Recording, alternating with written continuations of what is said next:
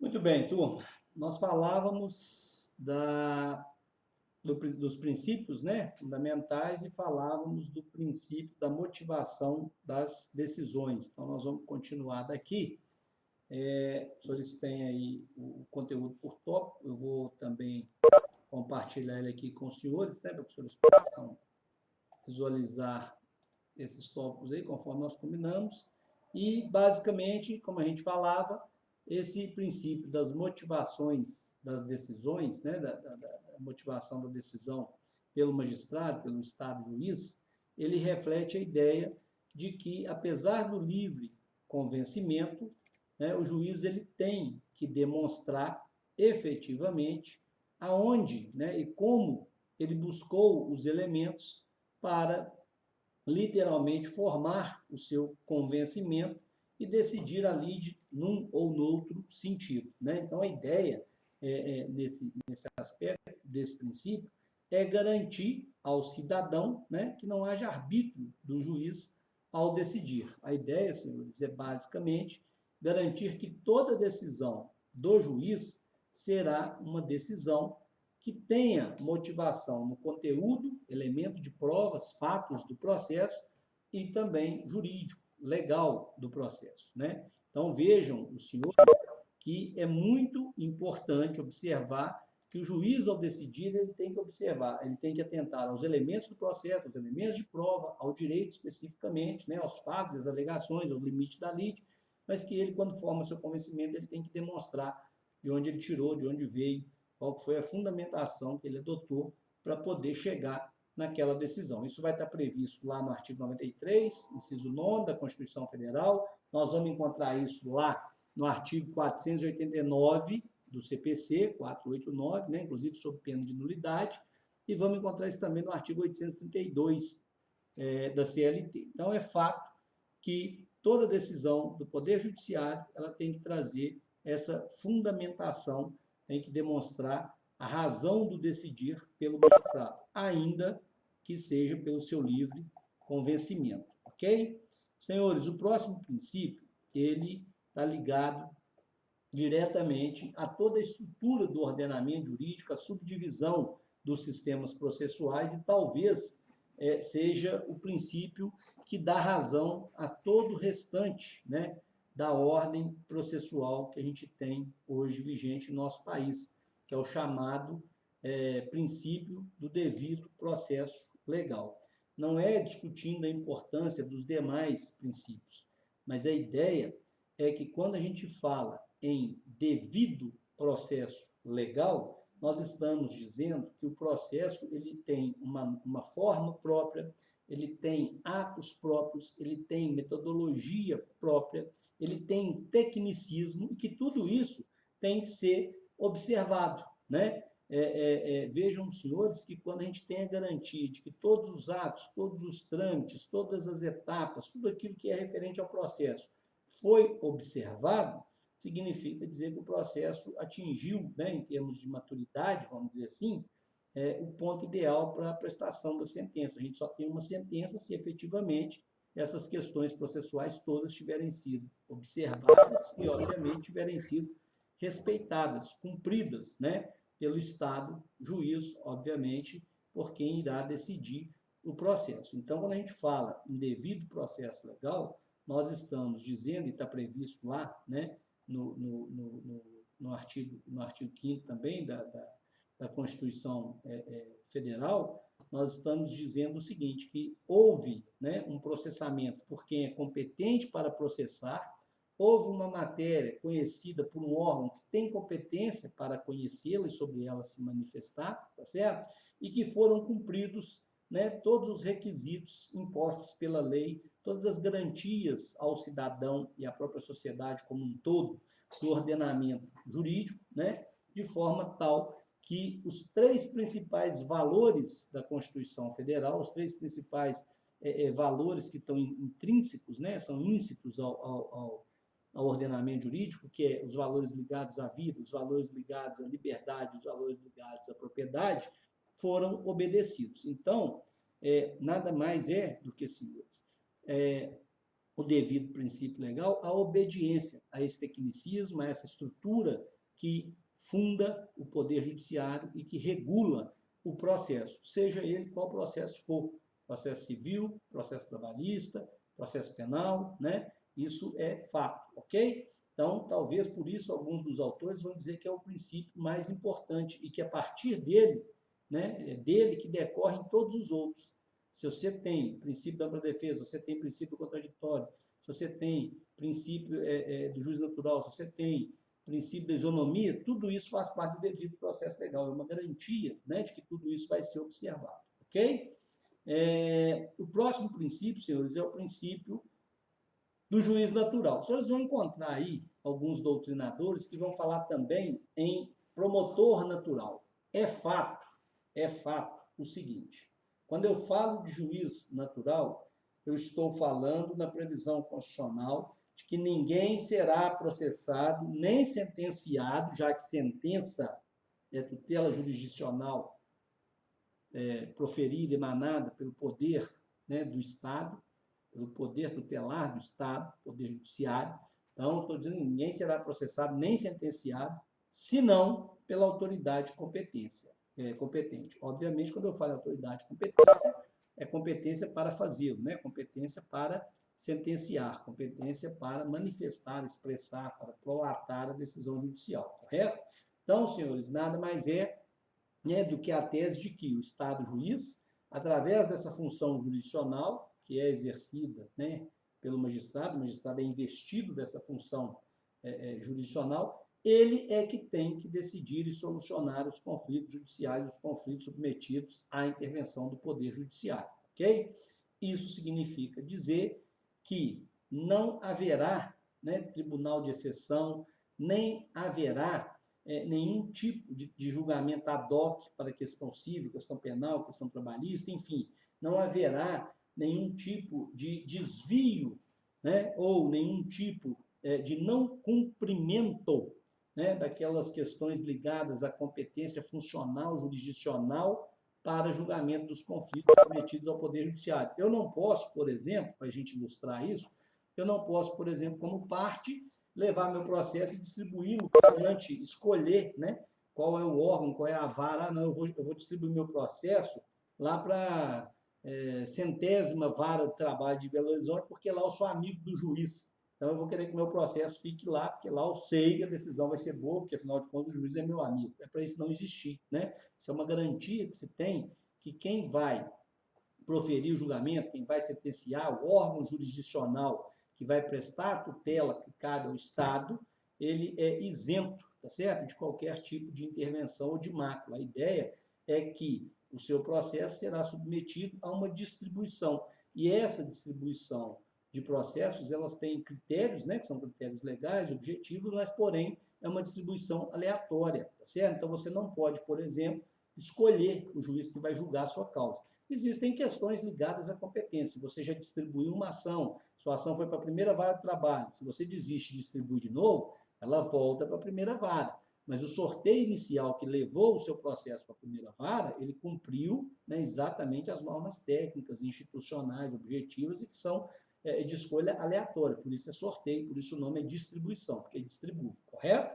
Então, essa é a ideia do chamado princípio do juiz natural. Aí vocês vão encontrar alguns doutrinadores aí que vão falar que, em razão disso, também existe a interpretação sistêmica de que o promotor também é natural, não se escolhe o promotor, né? Ou seja, na verdade, existe uma independência funcional, né? Existe também inamovibilidade lá dos membros do Ministério Público, então, na verdade, também uma garantia, né, constitucional, uma garantia do cidadão, uma garantia do cidadão que não se escolhe o promotor que vai atuar em processo nenhum. Também é sorteado, né, de acordo com a competência, com o tema dos promotores. No caso do processo de trabalho, a figura é dos procuradores.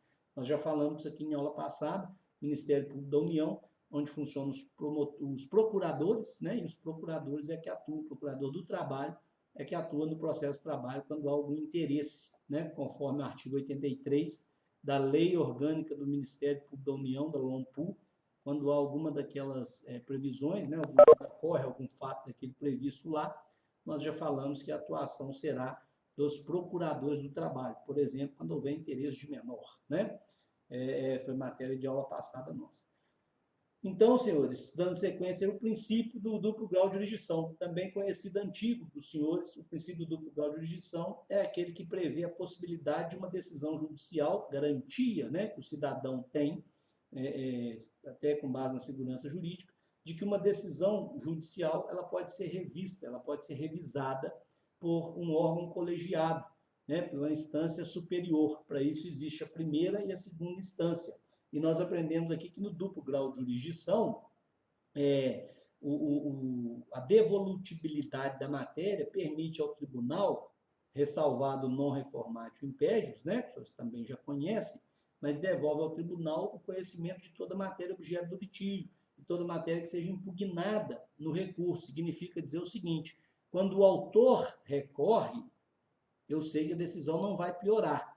Quando se julga o recurso do autor, a decisão não pode piorar no recurso dele. Se o autor ganhou 10 horas extras, recorreu querendo 100, não pode se julgar o recurso do autor para diminuir para 1 hora extra. Mas, se o réu também recorre e pede, por exemplo, para que seja julgado improcedente as horas extras, o recurso do réu pode ser provido para zerar as horas extras. Então, observa, non reformatio imperium significa que quando a própria pessoa recorre e é julgado o recurso dela, no recurso do recorrente, de quem recorre, não irá piorar a decisão, nem diminuir. Só no recurso da parte contrária que isso pode acontecer. E a isso nós damos o nome de reforma da decisão, né? Então, observem, os senhores, que o duplo grau de jurisdição é uma garantia constitucional de que aquelas decisões proferidas pela instância originária, pela chamada primeira instância, serão revisadas por uma segunda instância, chamada de instância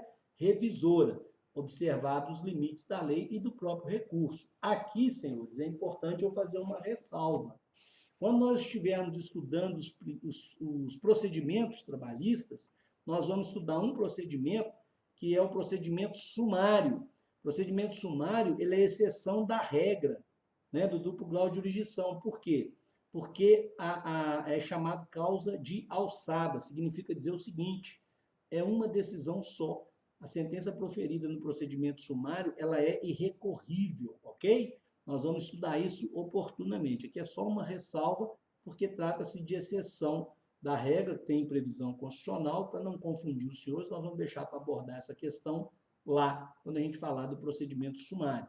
Mas, enfim, nos limites da lei, a garantia do duplo grau de jurisdição é segurança jurídica para o jurisdicionado. Você terá uma decisão de primeira instância, de um juiz singular, né, de um magistrado, decisão única, que será reavaliada, reanalisada. A lei permite, caso você interponha recurso, que haja a revisão desse julgado, na segunda instância, por um tribunal que tem formação, né, por colegiados. Então, por exemplo, no caso do TRT de Minas Gerais, quem julga os recursos advindos da primeira instância, quem julga o recurso contra a sentença, são as turmas do TRT. E o julgamento se forma e se realiza com pelo menos 3, né, desembargadores que compõem essa turma para julgamento, né, e que vai ter lá um relator, vai ter lá um revisor e vai ter lá um vogal. Então, observa, o duplo grau de jurisdição garante ao cidadão, ao jurisdicionado, que aquela decisão proferida poderá ser revista, né, pela instância superior. A partir da segunda instância, aí não. Aí já há um limite, né? Aí nós já aprendemos isso. Por exemplo, vocês já estudaram o recurso especial no processo civil, né? Matéria, recurso em sentido estrito, recurso especial, somente matéria de direito, não permite reexame de prova, nem de fato nem de prova, né? Súmula 7 do STJ, vocês já aprenderam isso, e aqui vai acontecer igual. Nós temos a figura do Tribunal Superior do Trabalho, que tem também a figura de um recurso especial, que é um recurso limitado à questão de direito, que é o chamado recurso de revista, né? Então, os senhores verão isso aqui oportunamente quando a gente estudar o recurso de revista, é um recurso de via estreita. Mas, enfim, fato é que, por principiologia, o direito brasileiro contempla o duplo grau de jurisdição, que é esse direito, segurança jurídica, que o cidadão tem de ver aquela decisão revista pela segunda instância, ok? O princípio do acesso individual ou coletivo à justiça, senhores, tem a ver com o nosso direito material.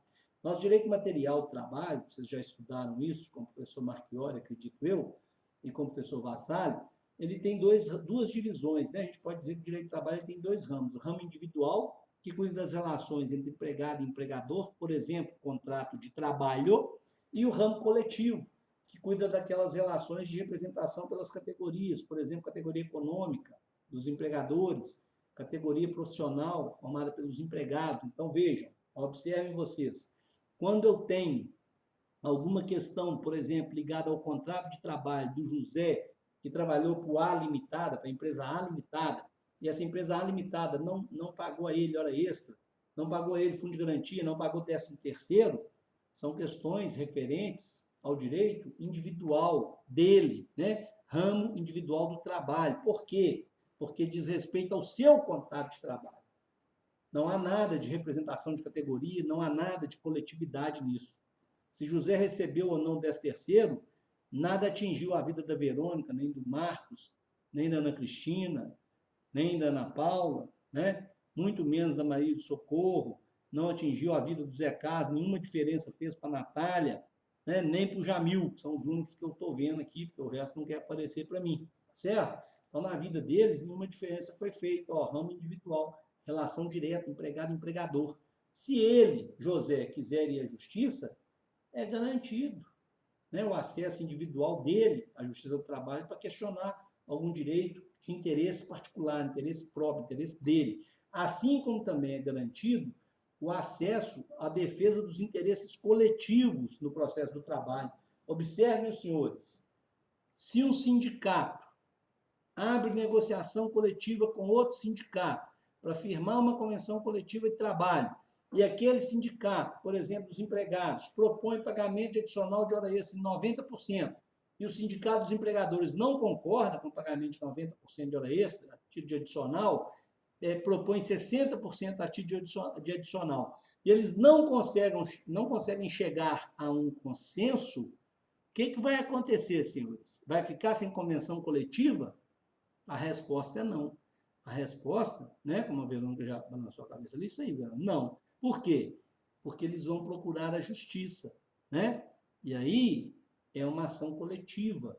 Eles vão pedir o que a gente chama, eles vão ingressar em juízo, como a gente chama, os senhores aprenderam, com o nome de dissídio coletivo, né? E nesse dissídio coletivo haverá o pronunciamento do Poder Judiciário para definir qual será a redação, qual será, né, aquele adicional, por exemplo, no exemplo que a gente, considerando o exemplo que a gente tratou aqui, qual será o adicional de hora extra aplicável à categoria. Então, é nesse sentido que a lei garante o acesso individual, quando a pessoa, o trabalhador, tiver algum conflito, trabalhador, empregado, empregador, contrato de trabalho, e também o acesso coletivo, por exemplo, na ausência de uma negociação coletiva, da possibilidade de firmar uma convenção, pedir, por exemplo, um dissídio coletivo perante a Justiça do Trabalho para decidir uma questão que regule as categorias por suas representações, né, os sindicatos, os empregados, os empregadores, etc.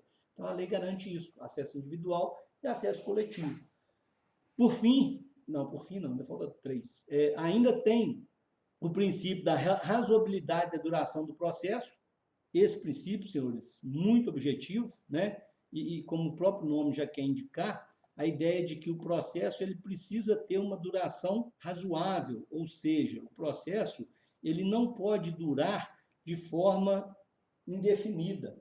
Esse princípio ele foi incluído com a emenda constitucional de 2004, a emenda constitucional 45, que alterou também a competência da Justiça do Trabalho. A ideia é que tem que se assegurar celeridade na tramitação do processo trabalhista. Então, a celeridade já é um princípio do processo de trabalho. E a duração razoável passa a reforçar isso, né? Por isso que o juiz deve, na medida do possível, evitar atos procrastinatórios, impedir a realização de atos que visam protelar, fazer o processo durar, né? A ideia não é só preocupação com acesso ao Poder Judiciário, mas que esse acesso, quando exercido, seja célere, que o jurisdicionado tenha garantia de que o processo será rápido, que a sua tramitação será, em tempo considerado razoável para a solução daquele conflito. Daí, né, a ideia de que o processo na Justiça do Trabalho tem essa forma simplificada e, sobretudo, rápida, célere, né?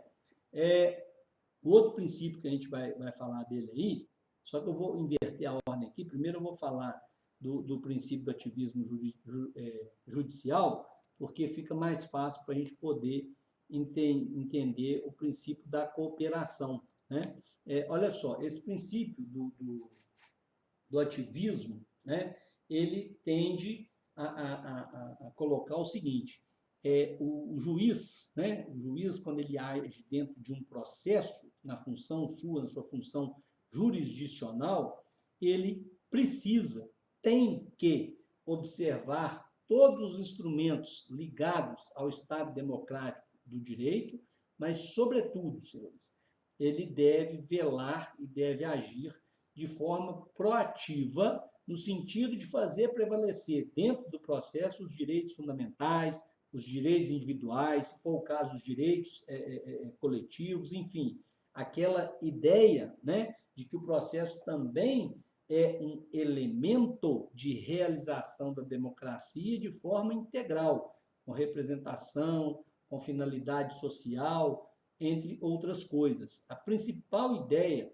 dessa figura do ativismo está ligada ao fato, alguém chamou e não, né? Está ligada ao fato de que a atuação do poder judiciário, ela deve buscar, né, a incorporação de direitos e fundamentos, direitos, princípios, garantias, tá certo? Deve-se fazer uma interpretação para legitimar o anseio social, e o juiz, ele precisa, né, ser um agente proativo, fazendo com que o processo não seja um mero instrumento autoritário de imposição de nada, né? A ideia é que a conduta habitual do magistrado deve auxiliar na construção de uma solução jurídica, de uma construção mais efetiva, que respeite a lei, mas sem fugir desses princípios, né? Então, observem, os senhores, que a ideia aqui, né,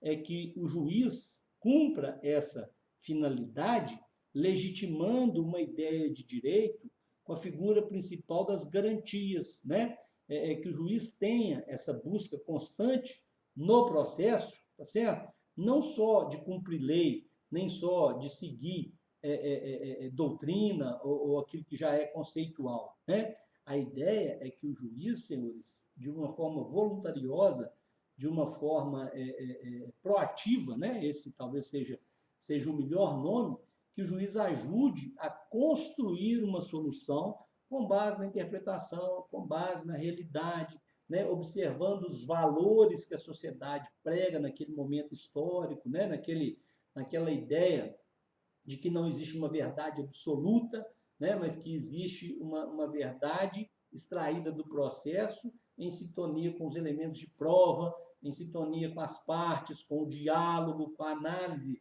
das condições econômicas, das condições sociais, das condições culturais. Olha só, a ideia de que o processo justo traz resultados também justos conforme o contexto. Sabe o que nós estamos vendo muito durante essa pandemia? A aplicação desse tipo de postura dos juízes, né? Os juízes, por exemplo, quando você vai fazer uma conciliação, às vezes eles adotam uma postura nesse sentido.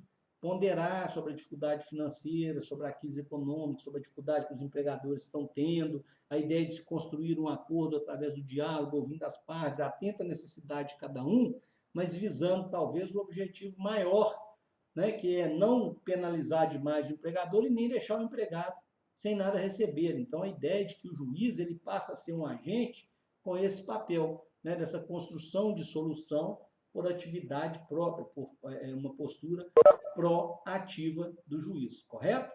E esse outro princípio aí, agora sim, para finalizar essa questão, é o princípio da colaboração, né? Também chamado de princípio da cooperação, né?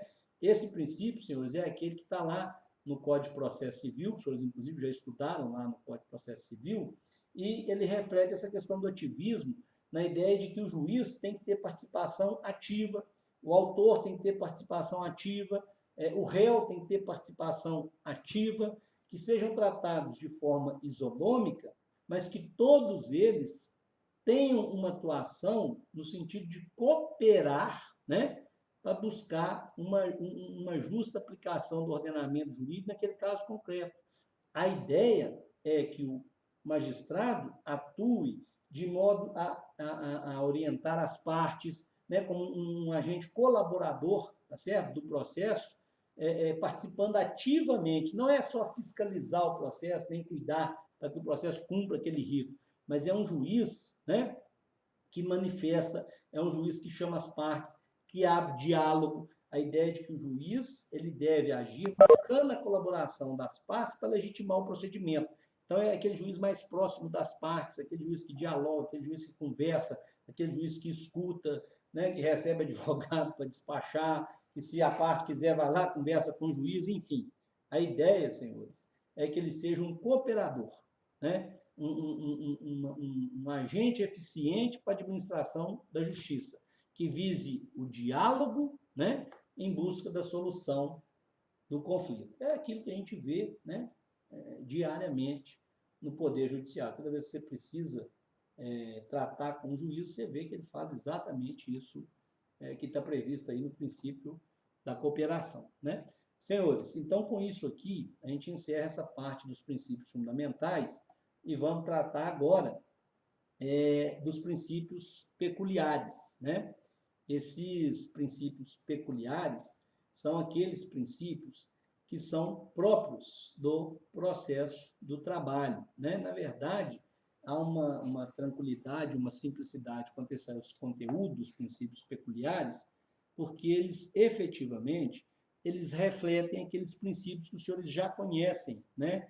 Do direito material. Tanto que está aí na página para os senhores os tópicos, vocês podem ver que são poucos princípios, e são princípios diretamente ligados ao processo do trabalho, mas que nada mais são do que reflexos daqueles princípios que os senhores já aprenderam no direito material. O primeiro desses princípios é o princípio da proteção. Olha só, os senhores já aprenderam que, para o direito do trabalho, o empregado é a parte fraca, né? Ele é hipossuficiente.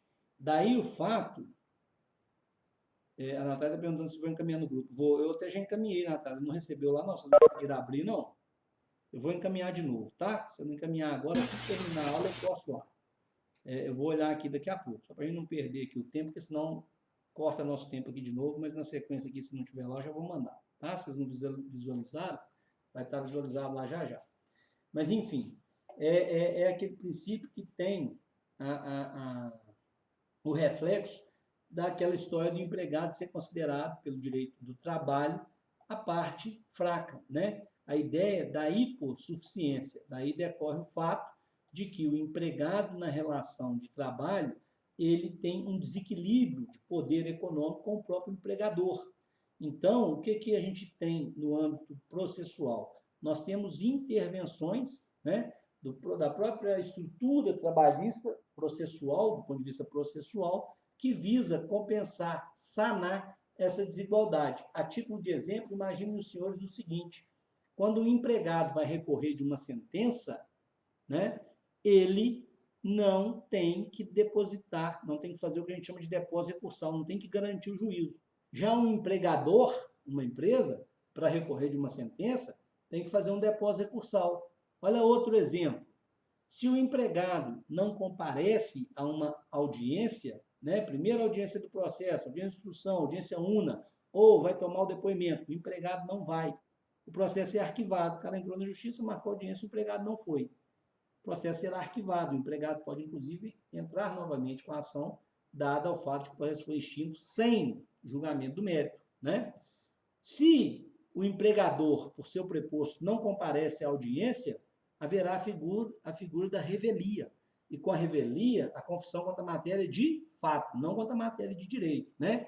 Inclusive, com a reforma trabalhista, cabe ressaltar aqui, se o advogado do empregador apresentar defesa, o juiz vai receber, né, essa defesa, vai analisar os documentos e tal, quanto à matéria de direito. Mas a confissão, ela será aplicada quanto à matéria de fato, pela ausência do empregador. Então, olha, o empregado não vai, arquiva o processo, ele pode entrar de novo. o empregador não vai, ele é rével.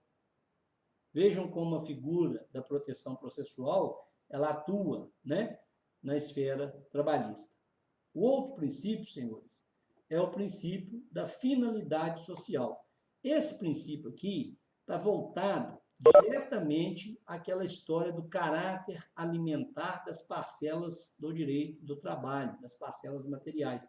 O sujeito trabalha porque ele precisa se manter, que afinal de contas é com o fruto do trabalho dele que ele se mantém em sociedade, etc, etc. Então, observem, os senhores, que nesse aspecto, o direito do trabalho ainda é, né, uma forma eficaz de distribuir riqueza, de erradicar a pobreza. Por quê? Porque se a pessoa trabalha, ela tem direito trabalhista, ela recebe um salário, ela tem um 13º, ela tem direito às férias, ela ganha um terço, tem fundo de garantia, se for mandada embora sem motivo justo, né, dispensa sem justa causa, ela vai ter um aviso prévio, ela vai ter 40%, ela vai ter seguro-desemprego, enfim.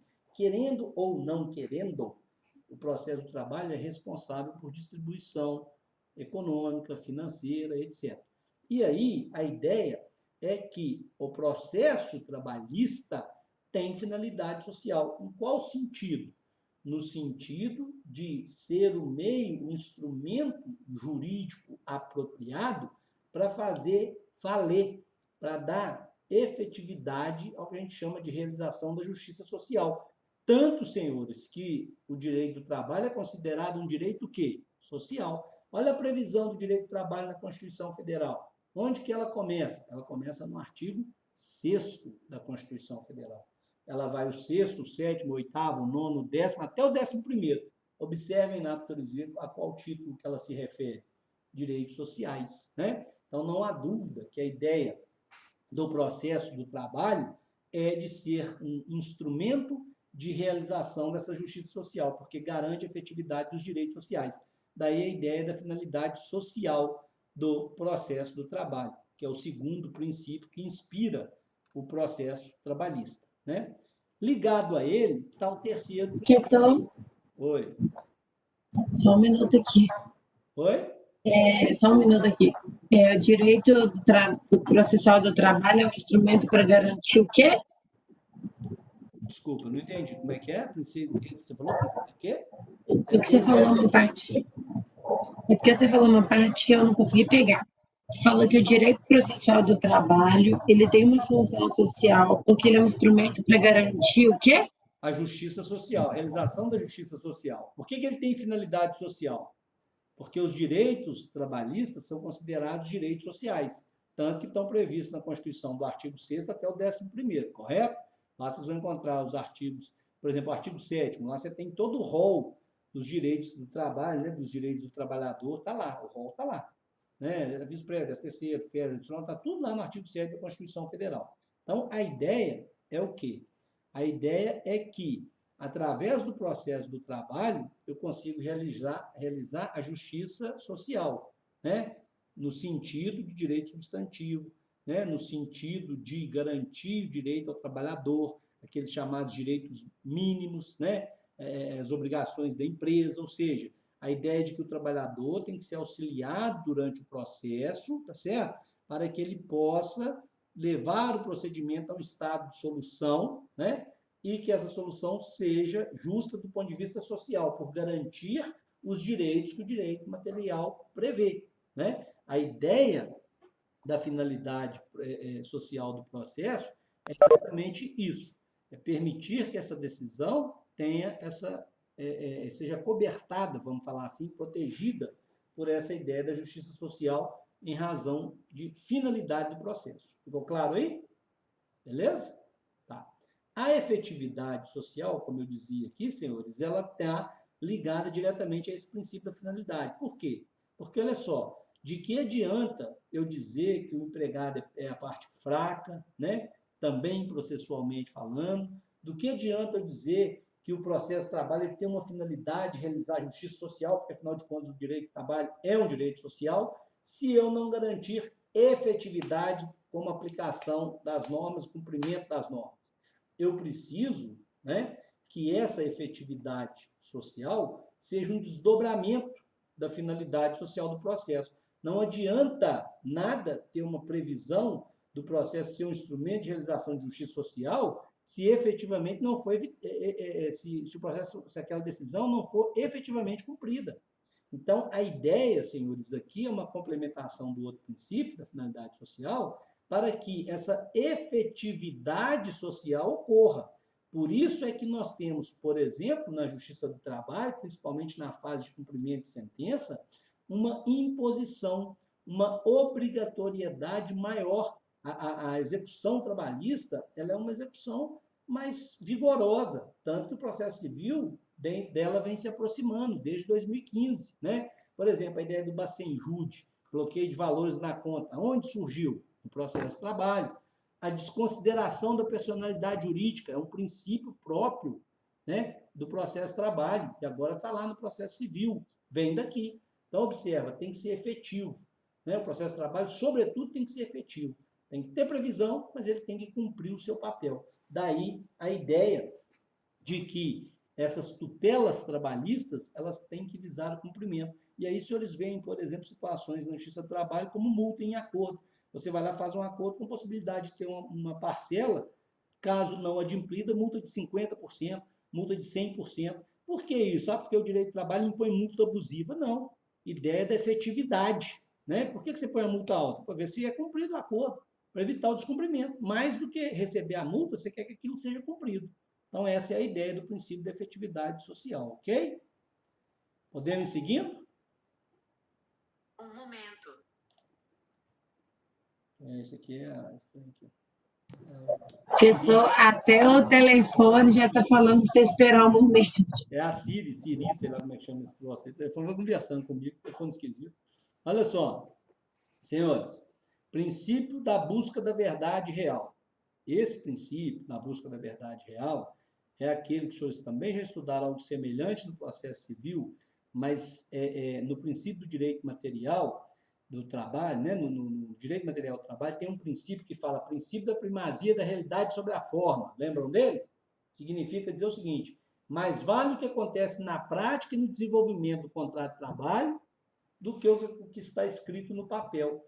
É o que acontece aqui no processo. Daí a ideia, por exemplo, de que o juiz tem ampla liberdade, está lá no artigo 765 da CLT, o juiz tem ampla liberdade, né, para conduzir os processos trabalhistas e decidirem o que deve ser motivo de prova, qual diligência é necessária, qual diligência é desnecessária, né, se a perícia já está esclarecida, se precisa de mais esclarecimento ou não, se vai ouvir prova testemunhal ou se não vai ouvir prova testemunhal, né? Enfim, a ideia, senhores, é de que no processo trabalhista, né, no processo trabalhista, aquilo que se produz na busca da verdade real, com diligências, com testemunhas, com documentos, mesmo que não esteja previsto, escrito, formalizado no contrato de trabalho, etc., mas venha como elemento de prova do processo, deverá ser observado,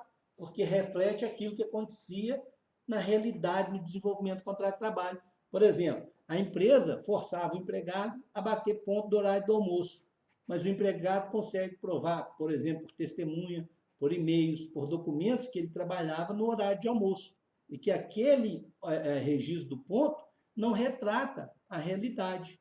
Outro exemplo, o empregado tinha um salário na carteira de R$ 1.500, mas ganhava R$ 1.000 por fora. Também ele consegue, através de um documento, de um depósito judicial, de uma testemunha, de alguma forma lá, né, demonstrar que além daquele salário da carteira, a empresa pagava ele por fora.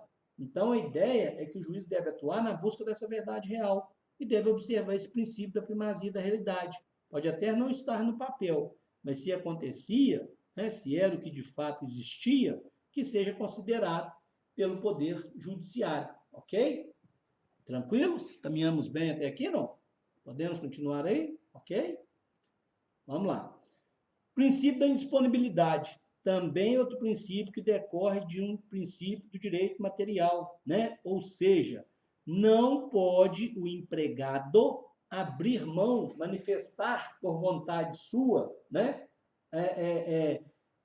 Abrir mão, renunciar a direito trabalhista. Ah, não. Imagina a empresa colocar um anúncio no jornal, contrato empregados, né? Requisitos mínimos: abrir mão de receber salário da categoria, abrir mão do depósito de fundo de garantia, não exigir assinatura da carteira de trabalho. Aí chega o empregado lá e escreve para a empresa: eu, fulano de tal, né, declaro para os devidos fins que desejo trabalhar sem a carteira assinada por manifestação de minha vontade. Sabe o que isso vale para a Justiça do Trabalho? Nada. Vale nada, né? Eu, fulano de tal, declaro que recebi todos os direitos trabalhistas quando é referente à empresa tal, nada tendo a reclamar em juízo ou fora dele, pelo que assino o presente termo na presença do Papa, né, e do bispo não sei quem, e da pastora não sei o que lá, e de mais 58 mil testemunhas. Não vale nada, né? Por quê? Porque o direito de trabalho é indisponível. Ele é norma de interesse social que transcende, ultrapassa a vontade do sujeito, empregado ou empregador. A maior bobagem, o empregador chega lá e fala: sabe por que eu não assinei a carteira dele? Ele não quis, então não deixasse ele trabalhar. Não, eu não assinei a carteira dele porque ele não queria pagar pensão para o filho dele, né? Sabe o que adianta declarar isso na Justiça do Trabalho? Nada. Olha só, o direito de trabalho, ele é indisponível, não pode, portanto, ser objeto de disposição por parte do empregado, nem muito menos acordo de vontade entre empregado e empregador. Claro que existe a possibilidade de fazer acordo no limite da lei, um acordo no processo, né? Aquela rescisão nova do 484-A da reforma trabalhista, acordo por empregado e empregador, mas isso não é dispor de direito trabalhista. Isso é cumprir requisito previsto em lei, é bem diferente. Agora, a ideia do empregado abrir mão de direito de trabalho, não pode. O princípio da indisponibilidade garante que os direitos trabalhistas são indisponíveis, imperativos, ok? Não podem ser objeto de negociação, principalmente de renúncia pelo empregado. O princípio da conciliação. Esse princípio, senhores, no processo de trabalho, ele realmente, extremamente utilizado. O princípio da conciliação, por força de previsão específica no processo de trabalho, ele tem que se dar em todos os momentos do processo. Se os senhores pegarem a competência da Justiça do Trabalho, artigo 114 da Constituição Federal, os senhores verão que lá tem um termo claro: conciliar e julgar. Então, a Justiça do Trabalho também tem competência de conciliar. Conciliar e, quando não conciliar, fazer o julgamento, né? Então, observem os senhores que no artigo 764 da CLT vai estar escrito lá que tanto o dissídio individual quanto o dissídio coletivo serão sempre sujeitos à conciliação. Então, quando você abre a audiência da Justiça do Trabalho, a primeira coisa que o juiz propõe: conciliação. Quando termina a instrução processual, acabou de colher as provas, o juiz renova a conciliação. Depois, quando o processo está em recurso no tribunal, o tribunal faz uma análise. Se entender que o processo é possível de conciliação, chama as partes para conciliar. Quando o processo volta para a execução, é marcada uma audiência de tentativa de conciliação. A conciliação é objetivo do processo de trabalho. Através da conciliação se tem a justa composição entre as partes e se tem a solução célere para o processo. Então, a conciliação ela faz parte do processo do trabalho como um princípio, como um elemento fundante. A ideia é conciliar e solucionar de forma rápida e objetiva o conflito. Senhores, acabou de me avisar aqui que vai acabar, né? Nosso tempo aqui vai terminar. Eu preciso terminar esse conteúdo com os senhores aqui. Faltam só 5 princípios. É matéria da nossa VA. Então, eu vou pedir aos senhores o seguinte: nós vamos encerrar, vou salvar aqui o conteúdo, ok? Deve demorar aí uns 3 a 4 minutos. E, na sequência, eu vou voltar para a gente terminar o conteúdo. Pode ser? Posso contar com os senhores aí, por esse esforçozinho hoje aí de mais uns 10 minutinhos, a gente mata. Pode ser?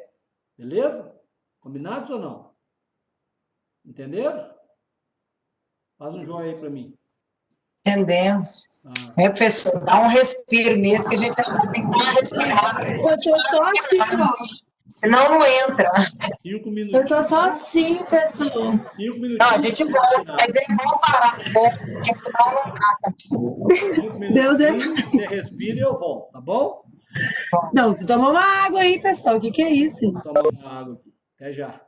Nossa Senhora. Até já, tá?